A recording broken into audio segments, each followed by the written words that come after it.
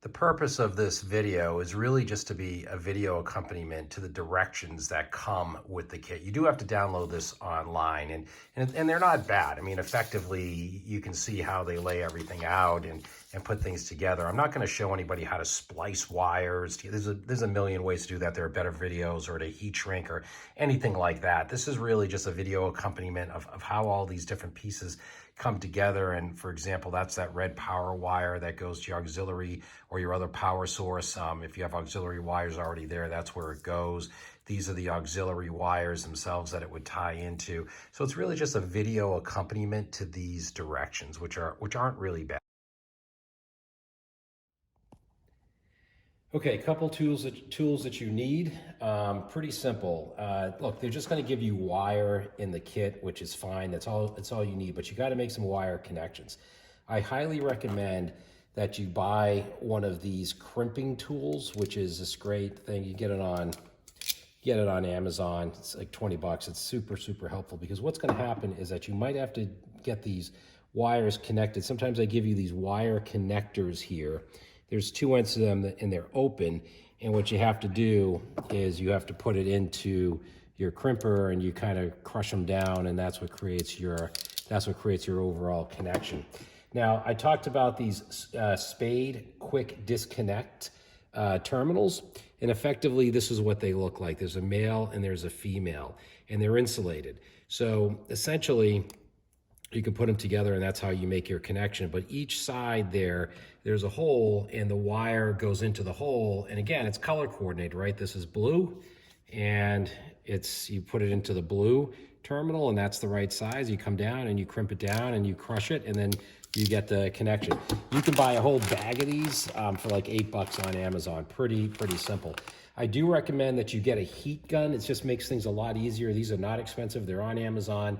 Very easy to get, because effectively what you're also going to do is once you make your connection with your wire, you might want to put this over the top of it to get a nice heat seal. And some of the ring terminals I talked about, where you have to connect your ground wires, you're going to want to put some shrink wrap on that as well to create a nice watertight seal.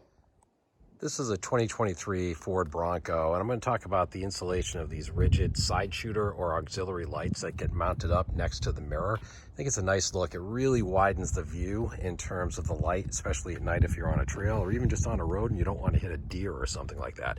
What's nice about Ford is that they give you these already mounts that are already in place. You can see these dark screws that are in here. Ford just knows you're going to customize your truck. So they gave you the mounts there. They actually gave you some pre-wiring as well. But let me get into that in a moment. But these tuck in really nicely, and you can see they go right into the engine bay right under here as well. So very nice, easy installation of these lights. I really like the way they came out. I paired it up with a shorty antenna as well. Now, starting on the passenger side of the truck, like I said, those wires feed in nicely. They come in right under here, and you can just sort of pull them through. And then what you have to do is you have to take the red wire, the power wire, and put it behind this panel right here. But it's pretty easy to do, because these little fasteners, these things just tip up. These things just kind of come up with your hand. You can just pull those things right up, and you tuck the red wire in all the way behind. You can see some of the red wire over there going all the way through. Now, same on the driver's side, that wire comes through over here. And here, what's nice about Ford, what they did with the Bronco, is these colored wires in here. These guys are these upfitter wiring that already came pre-wired with the truck, at least in the version that I got. I put these, in order to fasten the power wire to these upfitter wires, I used a quick disconnect Spade connector. I'll put that in the link. Pretty easy, pretty cheap to get on Amazon, and I use heat shrink to make sure that it's all watertight and water sealed up. But you get that red wire that comes from the other side of the light, bring it all the way through. I kind of circled it around and tied it in with the red wire from the driver's side light as well, put it all into the Spade connector, heat shrank it up, and got it all nicely tied in. The upfitter wires that Ford gives you, that's a positive. So all you're connecting is the positive red from your lights to the color-coded upfitter light that you want. In my case, I'm going with aux 3, so that was a violet and green wire, and that's what I connected into.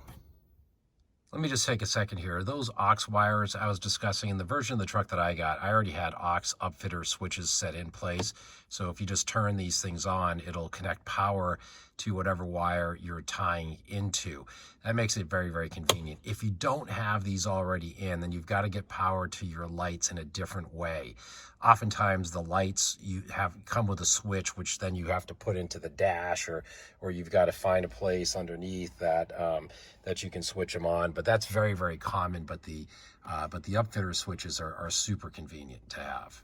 Let me spend a second here on this spade connector, this watertight spade connector that I put in here. That's an option. You don't have to do it. You can tie it in however you want. You can crimp on something else to combine the wires. But I like to use these quick disconnects in case I ever change my mind and want to use different lights or use a power source for something different. I can just disconnect it and I can use it for something else. So it's just a matter of convenience, but you don't have to do it.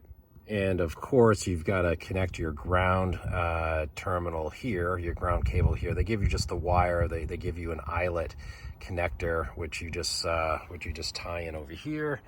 And on the other side, you tie it in right over here. So really pretty simple. The video I'm trying to make here is really just to kind of show how easy this is.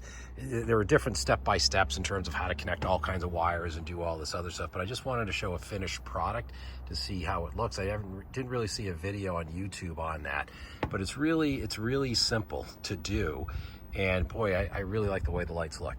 One more tip here. On your mirror mounts, which Ford gives you, they also give you this plate, which is on top here, which has got these ridges, these lines. These lines, if you line up the base of your bracket perpendicular to those lines, then basically you're going to aim your light in the right direction of the beam pattern for your headlights, meaning that you don't want these lights to cloud in or crowd out the beam pattern of your headlight, otherwise it would do no good. You don't want them pointed forward, you want them pointing off to the side. So effectively what these lines do is they give you the right angle to line up your light such that it's complementing going alongside the beam pattern of your headlights. That way you get a wider breadth of light.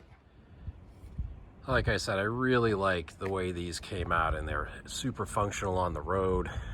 Whether you're trail riding or you just don't want to hit a deer on a dark road someplace, it really broadens out the beam and allows you to see what's coming at you from the side. So really like them. Very, very nice, and not too obnoxiously large or anything. They nicely tucked away.